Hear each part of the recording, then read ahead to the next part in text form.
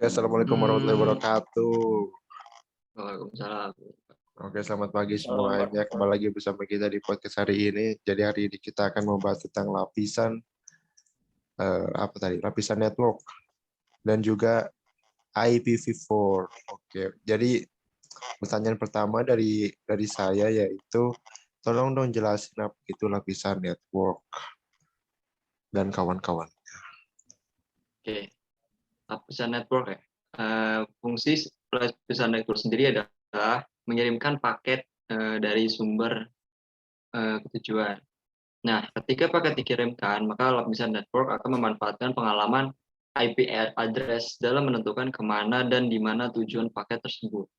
Lapisan network akan menggunakan protokol routing dalam menentukan jalur pengirim paket terbaik untuk sampai ke tujuan. Lapisan network merupakan lapisan ketiga dari lapisan OSI, di mana berada di antara lapisan transport dan lapisan data link. Lapisan network menerima data dari lapisan transport dan meneruskan ke lapisan data link atau saat pengiriman data, atau menerima data dari lapisan data link dan meneruskannya ke lapisan transport saat penerimaan data. Lapisan network juga bertanggung jawab atas pengiriman data yang berbentuk paket dari pengirim untuk bagaimana dapat sampai di tujuan atau terima dengan baik dan benar. Oke, jadi kita sudah mengerti ya guys tentang lapisan network. Jadi yaitu tujuannya untuk mengirim paket dari sumber tujuan dan sebagainya. Oke, sekarang Rehan ada yang mau ditanyakan? Tadi kan dibahas kan lapisan network. Lapisan network itu kan ada paket dari pengirim ya kan untuk ke penerima. Nah, paketnya itu dinamain apa sih? Oke. Yang jawab ya. Oke. Tadi dari pengirim ke penerima ya paket yang dinamakan. Nah, kalau misalkan di lapisan network itu ada dinamain ya itu dalam berbentuk PDU gitu. PDU itu paket data unit. Nah, dinamainnya itu paket gitu, dinamain. Kalau di data link itu kan frame ya. Nah, kalau di sini diberi nama paket. Nah, PDU merupakan enkapsulasi dari service data unit SDU dari lapisan transport yang diteruskan menjadi SDU pada lapisan data link. Nah, jadi di si paket itu ada kayak bisa dianalogin kayak berbentuk batangan lah. Ada network header dan ada si datanya. Nah, itu yang si datanya itu bentar. Dari network header dan data itu nah itu keseluruhannya disebut paket lah. Nah, ada bagian data terus itu dari SDU dari lapisan transport. Nah, kalau misalkan semuanya itu dari network header dan data itu dikirim ke SDU lapis data link.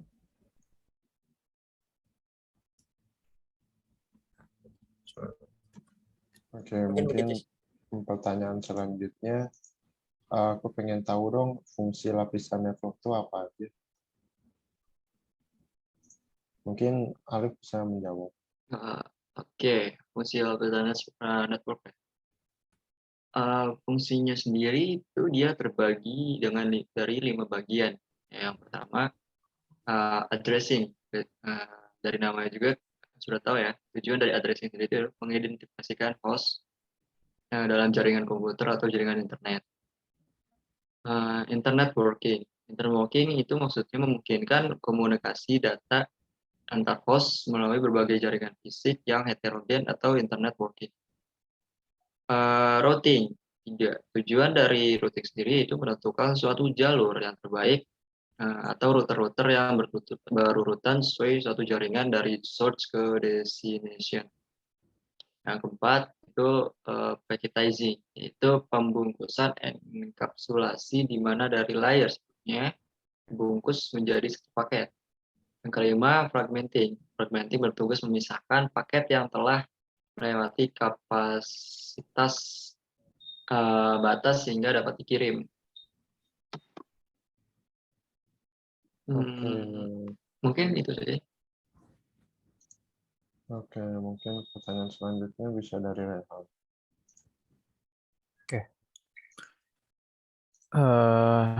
Ini kan masih ngomongin tentang lapisan network atau masih ngomongin tentang protokol?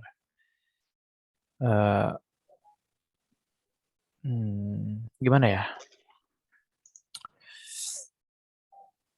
Protokol yang ada pada network layer nih apa aja sih? Atau mungkin ada nggak protokol-protokolnya? Protokol. Protokolnya sendiri juga terbagi menjadi 4. Ada 4. Yang pertama itu IP atau Internet Protocol. Yang kedua ada ARP, itu Address Resolution Protocol. Yang ketiga ada ICMP, Internet Control Message Protocol. Keempat, DHCP, yaitu Dynamic Host Control Protocol. Mungkin protokol ya hanya segitu ya, 4 bagian kurang lebih. Nah, mungkin bisa dilanjut ya. Tadi kan ada internet protokol ya. Nah, pengertiannya itu adalah suatu identitas numerik yang dilabelkan kepada suatu alat seperti komputer, router, atau printer yang terdapat dalam suatu jaringan komputer yang menggunakan internet protokol sebagai sarana untuk melaksanakan komunikasi. Nah, aturannya itu internet protokol. Nah, sebagai labelnya itu biasanya IP address dalam satu perangkat lah. Nah, IP address di sini memiliki 2 fungsi, yakni sebagai alat identifikasi host atau antarmuka pada jaringan dan sebagai alat lokasi jaringan. Itu. Nah, di sini IP address juga memiliki ada 5 macam. Ada IMP, Interface Message Processor, ada IP address versi 1 atau 2 atau 3, dan yang ketiga IP address versi 4, yang keempat IP address versi 5, dan yang kelima IP address versi 6. Nah, yang tadi pertama jenis-jenis IP address ya. Masuk ke bagian pertama itu Interface Message Processor, adalah generasi pertama dari gateway yang saat ini dikenal sebagai router. IMP digunakan untuk interkoneksi user ke ARPANET, yaitu kependekan dari Advanced Resource Project Agency Network, dari akhir 1960-an hingga 1989. IMP bisa dikatakan sebagai nenek moyang dari IP address yang terdokumentasi dengan nama RFC1, Request for Command. IMP berkapasitas 5 bit address. Sebuah varian dari IMP yang disebut TIP, Terminal Interface Message Processor, yang menghubungkan terminal dan bukan untuk jaringan komputer. IMP digunakan di pusat ARPANET sampai pada akhirnya dihentikan 20 tahun kemudian, tepatnya pada tahun 1989.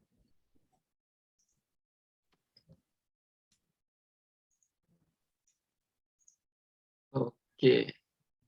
Bisa dilanjut IP address versi 1. Selanjutnya ada dari IP address. Nah, IP address sendiri juga mempunyai versi nih. Ada versi 1, 2, dan 3. Alamat IP versi 1, 2, dan 3 adalah sebuah jenis pengalamatan jaringan yang menjadi dasar sistem pengalamatan pada protokol jaringan TCP atau IP. IP versi 1, 2, dan 3 itu diperuntukkan untuk mengatasi kekurangan pada IMP dan hanya sekedar untuk keperluan proses eksperimen sebelum IPv4-nya diimplementasikan.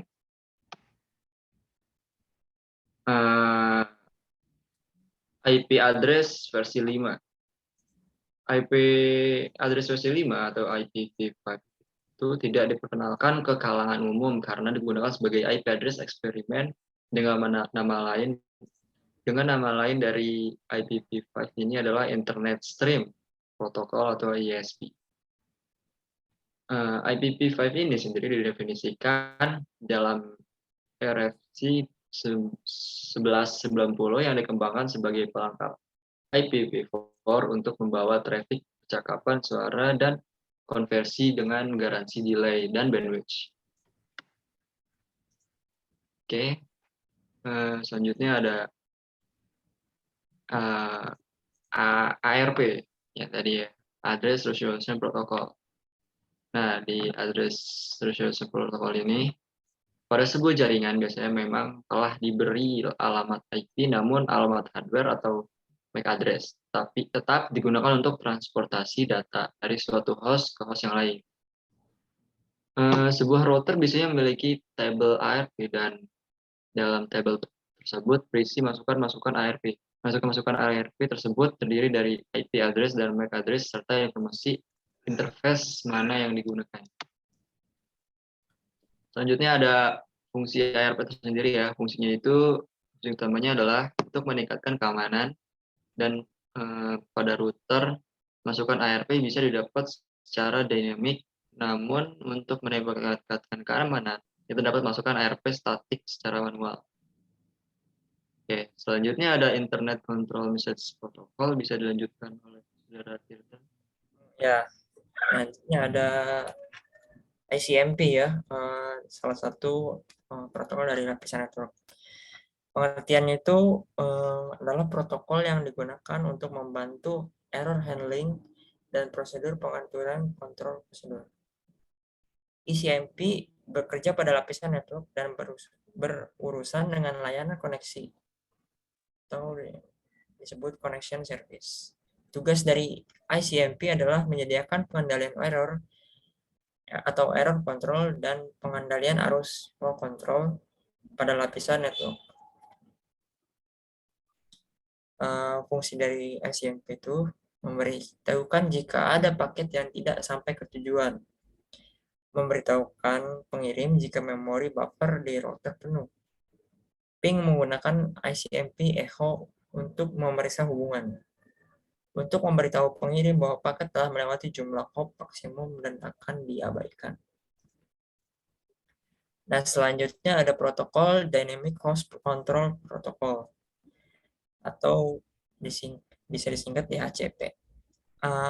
Itu adalah layanan yang secara otomatis memberikan nomor IP kepada komputer yang memintanya. Komputer yang memberikan nomor IP disebut DHCP server, sedangkan komputer yang meminta nomor IP disebut DHCP client.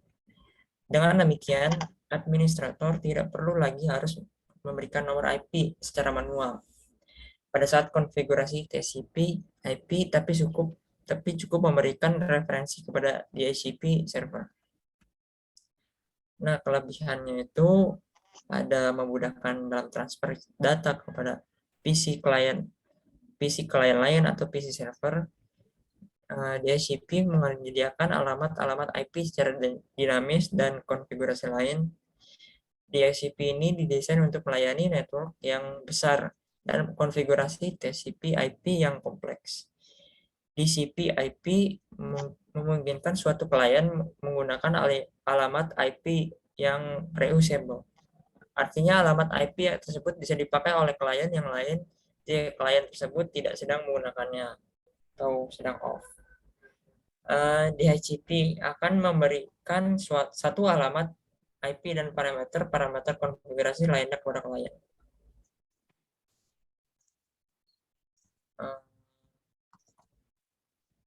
Nah, ada sistem pengalamatan. Sistem pengalamatan yang terdapat pada jaringan komputer lokal ataupun jaringan internet terdiri dari dua jenis, yaitu sistem pengalaman fisik atau MAC address dan sistem pengalamatan logik atau IP address.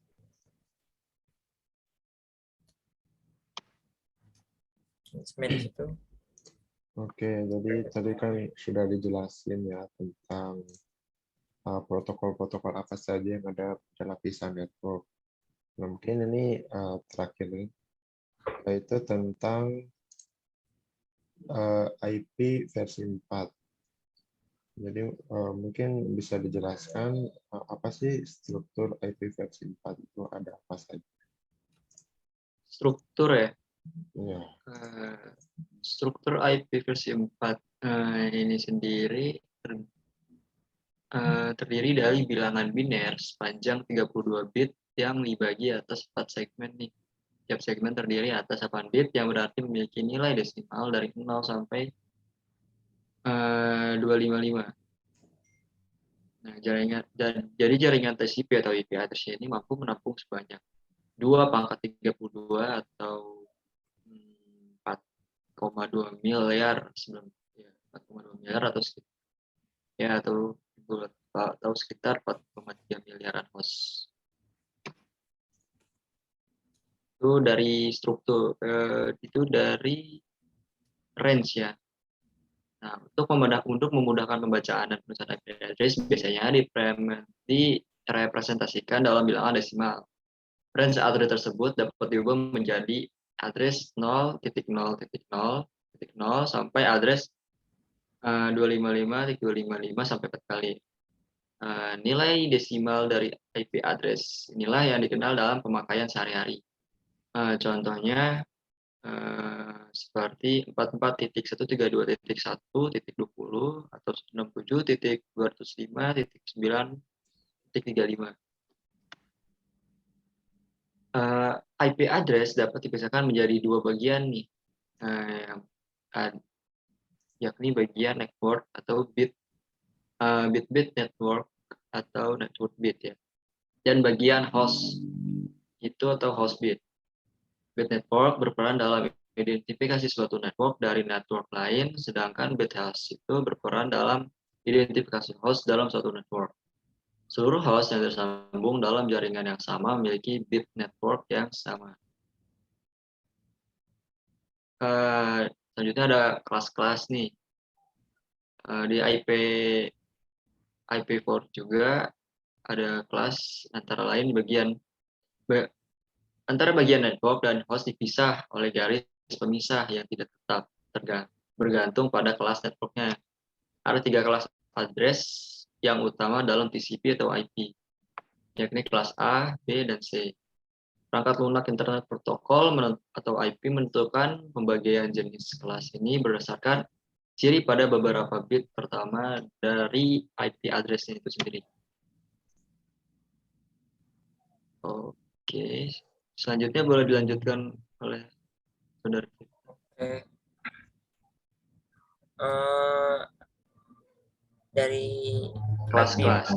IP versi 4 ini ada 5 kelas ya. Tapi yang difokuskan itu ada 3 kelas.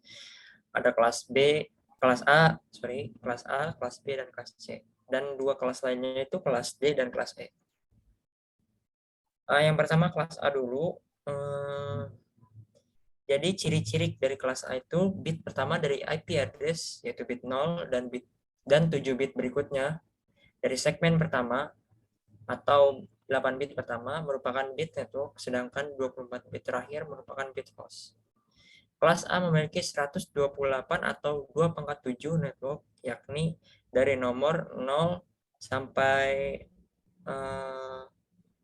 3 segmen berikutnya, sampai 127 sampai 127 dan 3 segmen berikutnya. Dan setiap network kelas A dapat menampung lebih dari 16.777.216 atau 2/24 host.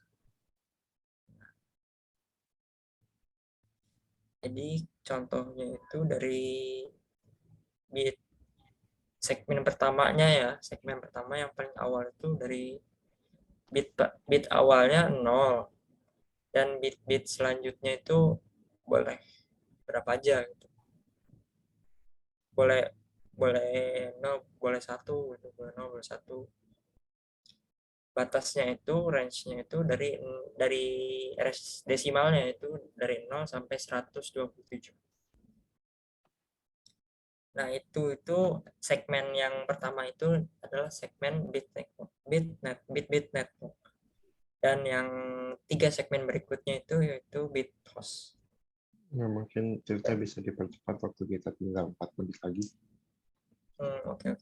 Kelas B ya, kelas B. 2 bit pertama dari IP address yaitu bit 10 dan 14 bit berikutnya di segmen pertama lah. Dan kedua 16 bit pertama merupakan bit network, sedangkan 16 bit terakhir merupakan bit host. Kelas B memiliki 16.384 atau 2/14 network, yakni dari nomor 128.0 sekian sampai 151.255 sekian, dan setiap network kelas B dapat menampung lebih dari 65.536 atau 2/16 host. Nah, intinya segmen pertamanya itu adalah ada bilangan binernya itu 1 dan 0. Dan kelas C di sini 3 bit pertama dari IP address bit 110 dan 21 bit berikutnya di segmen pertama, kedua, dan ketiga. 24 bit pertama merupakan bit network, sedangkan 8 bit terakhir merupakan bit host. Kelas C memiliki 2.057.152 atau 2/21 network kelas C, yakni dari nomor 152.0.0 sekian sampai 223.255 sekian, dan setiap network kelas C dapat menampung lebih dari 256 atau 2/8 host. Di segmen awal intinya itu ada bilangan biner 110 paling awal segmen pertama. Dan kelas di sini yang terakhir itu kelas D dan kelas E. Selain ketiga kelas di atas, ada 2 kelas lagi yang ditujukan untuk pemakaian khusus, yakni kelas D dan kelas E. Jika 4 bit pertama adalah 110, IP address merupakan kelas D yang digunakan untuk multicast address, yakni sejumlah komputer yang memakai bersama suatu aplikasi multimedia. Salah satu penggunaan multicast address yang sedang berkembang saat ini di internet adalah untuk aplikasi real-time video conference yang melibatkan lebih dari 2 host multipoint menggunakan multicast backbone. Kelas terakhir adalah kelas E. 4 bit pertama adalah 111 atau sisa dari seluruh kelas. Pemakaiannya dicadangkan untuk kegiatan eksperimental. Mungkin sudah cukup banyak ya. Mungkin Rehan ada yang mau ditanyakan lagi atau sudah cukup? Enggak, berarti jadi kesimpulannya kayak IP buat kelas A itu range-nya dari 0 sampai 127. Terus dari kelas B tadi itu berarti dari 128 sampai 191. Buat kelas C itu dari 192 dari 192 sampai 223. Ya.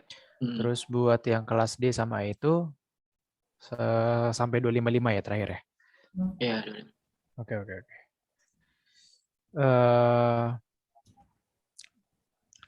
Coba Ikhwan mau nanya apa lagi? Itu mungkin Ini kesimpulan udah dari mereka cukup tadi. sih, soalnya waktunya juga sudah tinggal 1 menit lagi.